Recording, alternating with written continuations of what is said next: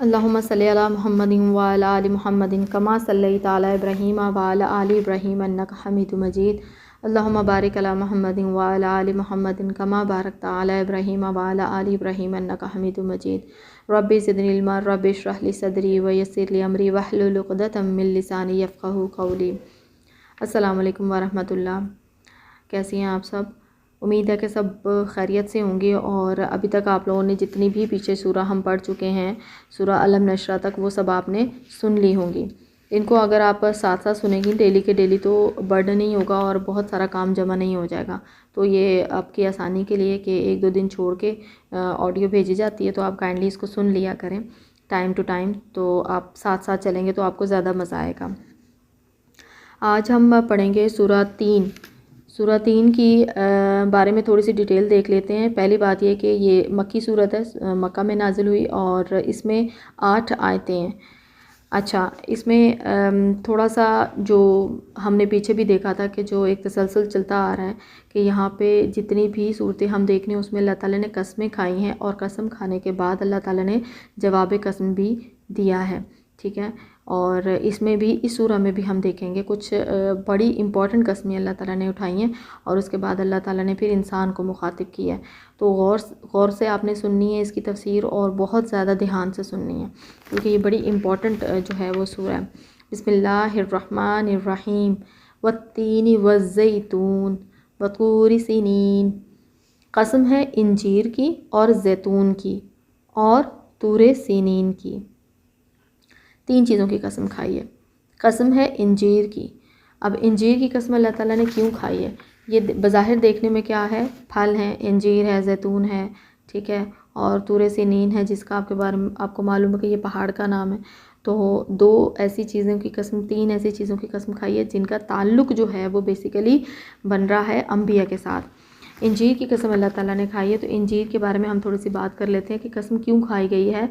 इंजीर basically आप कह लें कि एक ऐसी जगह पे मौजूद था, इंजीर के पौधे ऐसी जगह पे मौजूद थे जिसको जबल तीन कहा जाता है। यानी कि ये पहाड़ था जहाँ पे हज़रत नूह अलैहिस्सलाम 950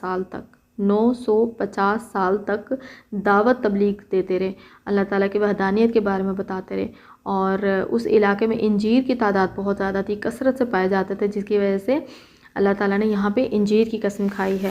यानी कि डायरेक्ट अल्लाह ताला ने हज़रत नूह अलैहिस्सलाम की बारे में नहीं कसम खाई है, लेकिन उस इलाके की कसम खाई है क्योंकि वहाँ पर इंजीर बहुत ज़्यादा मौजूद होती थी। क्योंकि जितने भी अंबिया वगैरह आए हैं वो आपको पता है कि वो अल्लाह ताला की वहदानियत का ही यकीन दिलाने के लिए आए थे कि अल्लाह वाहिद है, अल्लाह के अलावा किसी और को मत मानो, शिरक मत करो, क़यामत आएगी जो दुनिया में तुम करते हो उसका हिसाब देना है। ये 2 चीज़ें ऐसी हैं कि अगर कोई इस पर ईमान ले आता है ना तो उसकी ज़िंदगी संवर जाती है। देखिए, अगर कोई क़यामत की बात पे यकीन नहीं करता ना कि क़यामत नहीं आएगी या पता नहीं बाद में हिसाब किताब नहीं होगा, देखा जाएगा, तो फिर तो मामलात ख़त्म हो जाते हैं ना, फिर वो देख लेगा, वो हमारा हेडेक नहीं है। लेकिन कुरान पाक में अल्लाह ताला ने बेशुमार जगहों पे बार बार कस्में खाकर इंसान को पुख्ता यकीन दिलाने की कोशिश की है कि तुम यकीन कर लो इस बात का, तुम्हें क्या मुसीबत आई हुई है, तुम क्यों इतना दूर भागते हो दीन से। तो यहाँ पे आप देख लें, सबसे पहले अल्लाह ताला ने इंजीर की कसम खाई है, ठीक है। उसके बाद जैतून की कसम और जैतून की कसम।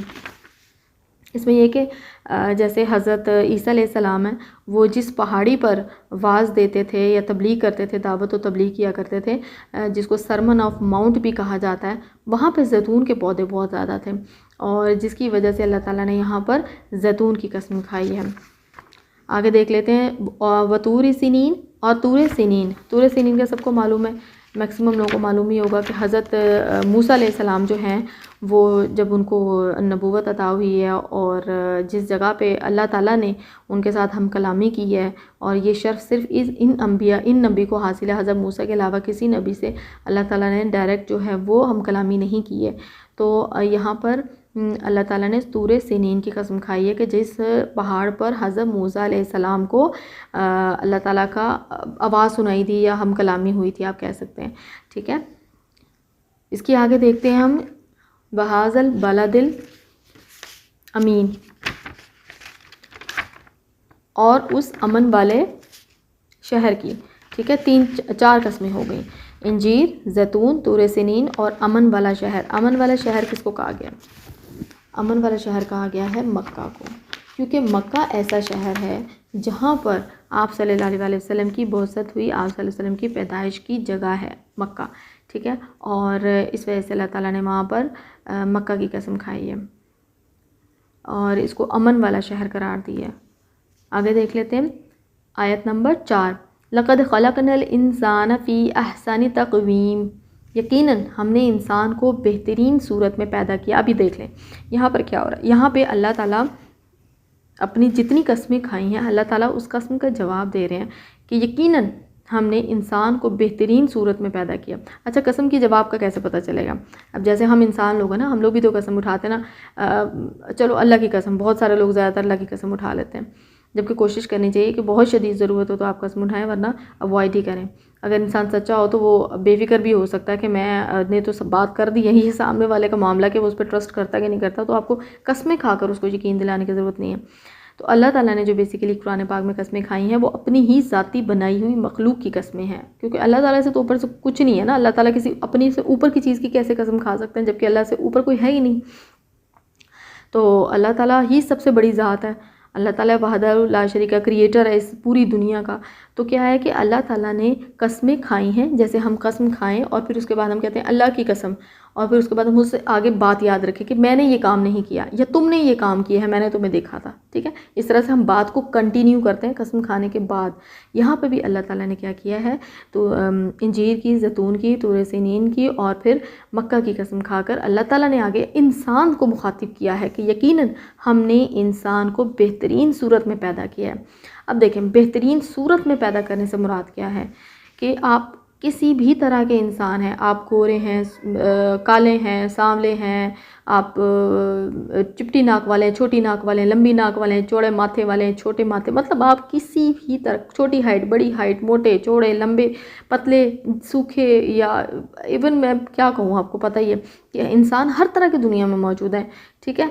तो अल्लाह ताला ने यहाँ पर इंसान को ये बताया है कि तुम्हें मैंने बेहतरीन सूरत में पैदा किया है, ठीक है। यानी कि अल्लाह ताला ने इंसान का अगर चेहरा बनाया है ना, तो आप देखें, हमने पहले भी एक सूरत में ये डिस्कशन की थी कि आपको कान दोनों बराबर दिए हैं, ऐसे ही कोई एक कान बड़ा ये छोटा नहीं है।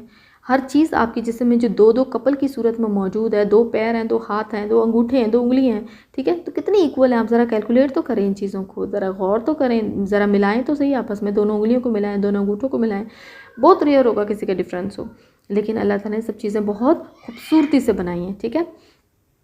तो अल्लाह ताला ने यहाँ पर क्या बताया है कि इंसान का मुंह जो है वो झुका हुआ है नीचे की तरफ, लेकिन इंसान को अल्लाह ने दराज कद बनाया है, इंसान को अल्लाह ताला ने सीधा बनाया है। जैसे आप जानवरों को देखते हैं तो उनके 4 पंजे होते हैं, 4 टांगे होती हैं और वो झुके हुए होते हैं, उनके मुंह भी नीचे को होते हैं।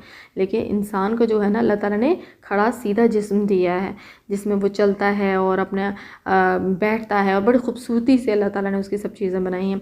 तो ये बेसिकली अल्लाह ताला ने इंसान को अक्ल व फ़हम भी अता फरमाया।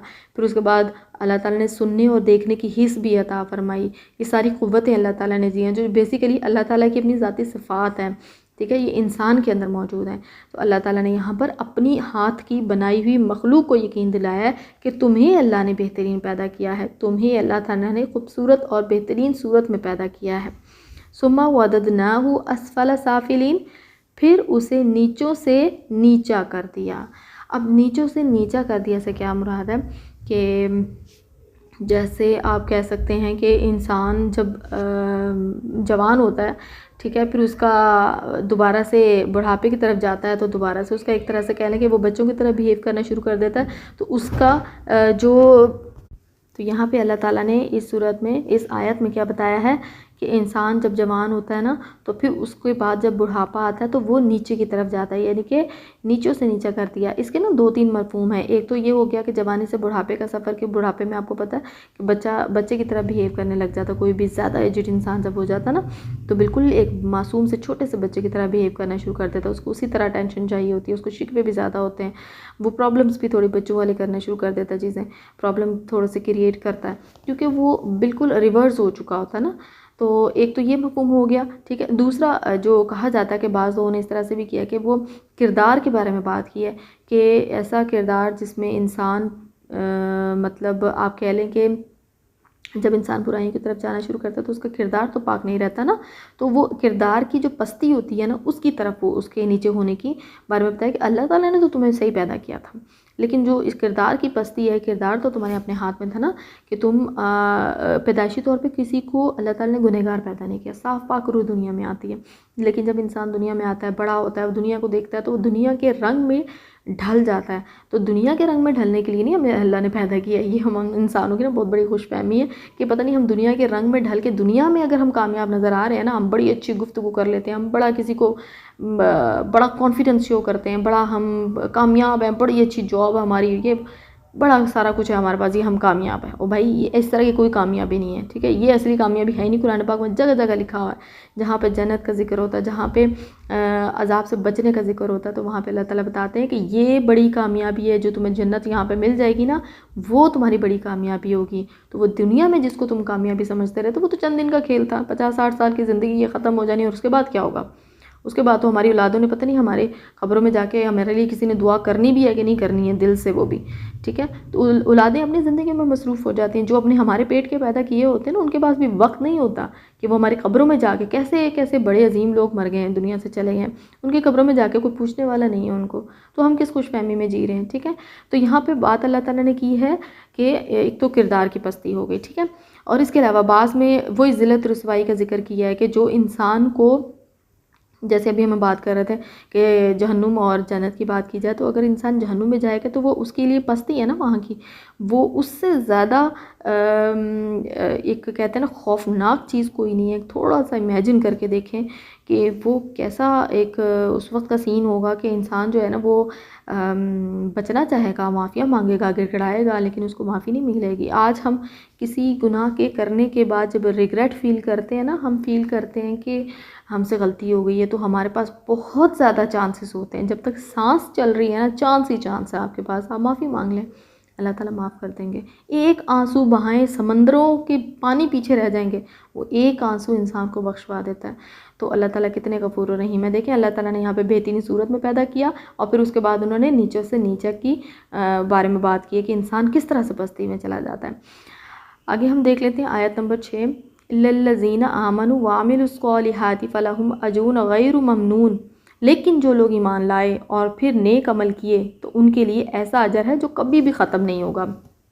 देखें अल्लाह ताला ने अपने नेक बंदों की कसम खाई, जिसमें इंजीर की कसम खाई तो हज़रत नूह का जिक्र किया, जैतून की कसम खाई तो हज़रत ईसा का जिक्र किया, तूर सिनीन की कसम खाई तो हज़रत मूसा का जिक्र किया, अमन वाले शहर की कसम खाई तो मक्का जैसे शहर, यानी कि जिसमें आप सल्लल्लाहु अलैहि वसल्लम की निस्बत है, तो 4 बेहतरीन इंसानों की कसम अल्लाह ताला ने यहाँ पर खाई, और फिर उसके बाद इंसानों को कसम खा के अल्लाह ने कहा कि नेक अमल करने वाला जो है ना वो बेहतरीन है। देख लें किस तरह का कंपैरिजन अल्लाह ताला ने किया कि नेक अमल करने वाला बेहतरीन इंसान है, और जो नेक अमल नहीं करेगा ना वो बदतरीन है, उससे ज़्यादा बदतरीन कोई नहीं है। अब देखें आगे क्या बात हो रही है, उस बड़ी सुनने वाली बात है। फमा युकज़्ज़िबुका बादु बिद्दीन, बस तुझे अब रोज़े जज़ा के झुटलाने पर कौन सी चीज़ आमादा करती है। ये जैसे हम किसी के साथ किसी बच्चे को समझाते हैं ना, डेली समझाते हैं किसी बात से, ये ना किया करो, वो ना किया करो।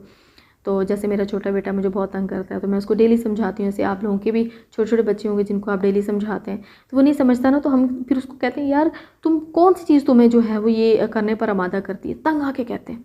तो यहाँ अल्लाह ताला ने, क्योंकि कुरान पाक आखिरी किताब है ना, इससे पहले बेशुमार अंबिया आए, किताबें आई, सहीफ़े आए, तो यहाँ पे देखें अल्लाह ताला कह रहे हैं कि तुझे अब रोज़े जज़ा जो है वो आखिरत का दिन जो है, क़यामत का जो दिन है जिसमें अदल किया जाएगा, जिसमें सही को सही और गलत को गलत का बदला दिया जाएगा, तो कौन सी चीज़ है जो तुम्हें आमादा करती है, तुम क्यों झुटलाते हो उसको। ऐसी कौन सी चीज़ है तुम्हारे अंदर कि तुम मानते ही नहीं हो इस बात को कि यार क़यामत आएगी। जब आपका यकीन क़यामत पे हो जाता है ना, यकीन करे दुनिया बेकार लगने लगती है। मैं कहती हूँ दुनिया से बेकार चीज़ कोई नहीं है, लेकिन दुनिया उस वक्त आपके लिए कारआमद है जब ये दुनिया में किए हुए आमाल आपके लिए आखिरत में जन्नत जाने का सबब बन जाए, फिर दुनिया बेहतरीन है। लेकिन अगर इस दुनिया के अंदर रहकर हमने आमाल अपने ख़राब ही करने, अपनी गुनाह ही जमा करने, तो फिर यहाँ से बदतरीन चीज़ कोई नहीं है। आप अपने साथ क्या लेकर जाएंगे, ठीक है। तो अब देखें अल्लाह ताला किस तरह एक आयत को दूसरी आयत के साथ मिलाया जाता है।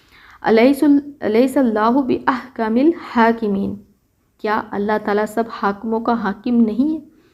ऐसा ही है, अल्लाह ताला जो है वो जितने भी दुनिया में हाकिम बने फिरते हैं। हम छोटे से छोटे लेवल पर देख लेते हैं, हम नाज़िम को देख लेते हैं, सिटी टू सिटी जो नाज़िम होते हैं, तो कैसे गुरूर तकब्बुर आता है। इंसान सीना जो है वो चौड़ा करके फिर रहा होता है, गरीब बेचारे को, मस्कीन को वो वैसे ही अपनी जूते की नोक पे रखता है कि मैं तो सरबरा हूँ, मैं तो इस इलाके का पता नहीं क्या चीज़ बनी हुई हूँ।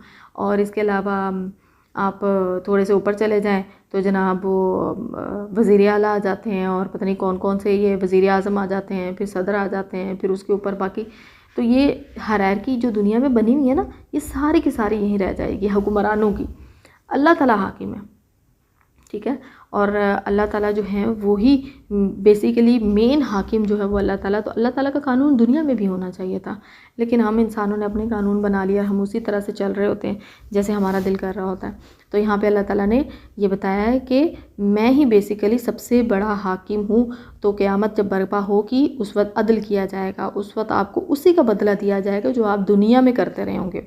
ऐसा नहीं होगा कि आपने दुनिया में तो बड़े आपने अपनी मनमानियाँ कर ली, याशी से अपनी ज़िंदगी, अपनी मर्ज़ी की ज़िंदगी गुजार ली, आपका जहाँ पे जो गुनाह करने का दिल किया आपने बड़े तहम्मुल से वो गुनाह किया, और उसके बाद ये आप इमेजिन करें कि अल्लाह ताला तो बड़ा गफूर और रहीम, अल्लाह ताला तो बख्श देगा।